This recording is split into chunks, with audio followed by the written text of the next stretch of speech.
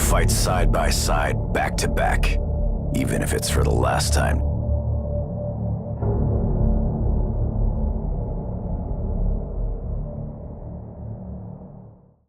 Hey guys, welcome back, and welcome to part 4 of my mini-series, How Zombies Has Changed. This part we will be going over Riese. Now this map is probably one of the most influential maps in terms of gameplay for the future of zombies. Now this map especially introduced us to a few new things that we will definitely be seeing in the future. Now this map brought back the 4 characters from Shino Numa, Tank Dempsey, Nikolai Belinsky, Takeo Masaki, and Dr. Edward Richtofen. They were a perfect fit, and this is really where the storyline begins to pick up and start. Because this is the map that really started it all. This is Group 935's facility at the Giant, the original Riese. Now in this map, the Wunderwaffe DG2 did return, and it does work a lot better on this map than it ever did in Shino Numa. Now the first new thing that this map showed us was teleporters. This was the very first time teleporters had made an appearance in zombies. We weren't expecting it at all, but they were absolutely a must for this map. Once you play the map, you realize why they're there.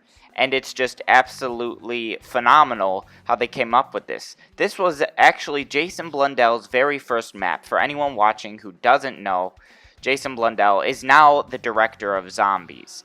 And this was his very first map. And he did a phenomenal job with it. The teleporters, like I said, were brand new to us. I don't know how he came up with them, but he did a good job. Now the next thing that was brand new that I can tell he took a gamble on was the Pack-a-Punch. Upgrading your weapons had not been a thing in Zombies. We played 3 maps, and there was no such thing as upgrading your weapons. But in this map, they introduced the Pack-a-Punch. And the Pack-a-Punch is now a norm in the Zombies map. If it's not there, then there's no point in even playing Zombies, because you need to upgrade your weapons. It's a must. And in order to unlock the Pack-a-Punch, you had to do 3 simple tasks, and that was link each teleporter to the mainframe at spawn. And that would open up the Pack-a-Punch at spawn. You could go there, spend 5,000 points, and it would double the damage and power of your gun. Sometimes it would even increase the fire rate. This map also introduced us to the demonic announcer, who we will soon figure out in Black Ops 1 as Samantha. Samantha is really the heart of the storyline, and we didn't know that until Black Ops 1. We also were introduced to a brand new power-up, nothing special, just a carpenter. It would repair all the windows for you and give you 200 free points. Now there is a special little treat in this map called the Fly Trap. That is an Easter egg. It is a hide-and-seek game.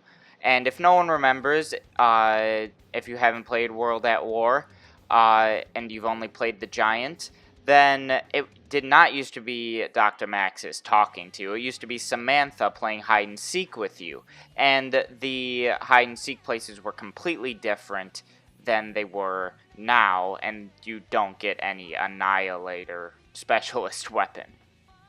And this map definitely introduced us to the iconic catwalk, where you could just sit and camp and shoot zombies all day long with your friends until they killed you. This map also brought back electric barriers, and other than the electric barriers, there are no other traps. There's no new original traps in this map, which was a little disappointing, but I guess nothing new would ever fit in this map. It was a fairly small map, and it was simple, and that's why we loved it. But it also had a little innovation with the Pack-a-Punch and adding in a demonic announcer. And honestly, this is probably considered one of the best maps in Zombies history. And of course, we all remember the Hellhounds from this map. Hellhounds did make an appearance first in Shin Onuma, which I believe I forgot to mention in my last video. But in this one, they were changed a little bit.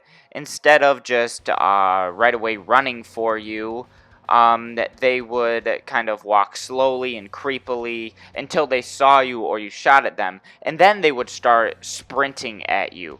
And Hellhounds in World at War and Black Ops 1 were a lot harder than Hellhound in Black Ops 3 Zombies. I don't know why they decided to make them so easy in Black Ops 3 Zombies, but in World at War, it would take a fair amount of bullets to kill one Hellhound.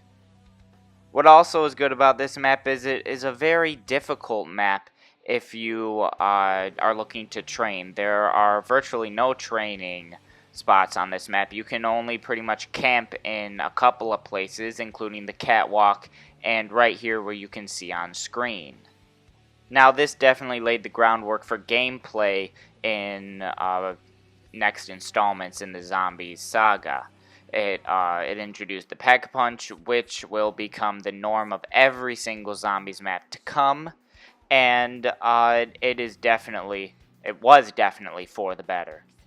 So that about wraps it up for Riese, and that wraps it up for World at War Zombies. In my next installment, I will be talking about Black Ops 1 Zombies. I will be starting with 5, so make sure you tune in for that. And if you liked this video, please drop a like. I really do appreciate it. Subscribe if you want to see more content like this. And if you missed my parts 1, 2, and 3, they'll be linked in the description below. Have a nice day, guys, and see you next video.